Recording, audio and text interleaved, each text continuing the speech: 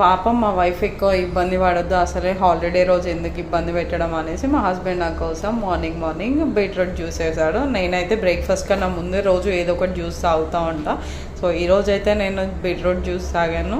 ఇక పెండింగ్ పనులన్నీ క్లియర్ చేసుకోవాలి కదా, మనకు దొరక హాలిడే దొరికిందంటే ఆ క్లీనింగ్ అది ఇది అని చేసుకుంటూ ఉంటా.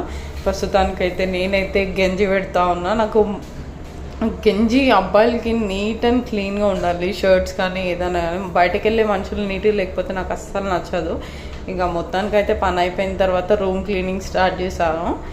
ఈ క్లీనింగ్ అయిపోయిన తర్వాత మళ్ళీ బట్టలు ఇస్త్రీకి ఇవ్వాలి అనేసి మిట్ట మధ్యాహ్నం నడుచుకుంటూ వస్తూ ఉంటే పాపం ముసలామె వేడికి తట్టుకోలేక చెట్టు కింద చేస్తూ ఉంది. సర్లే అదంతా అయిపోయింది అనుకునే లోపు సాయంత్రం చిన్న ఫంక్షన్ ఉంది ఇంట్లో అనేసి శారీ షాపింగ్ కోసం వచ్చా.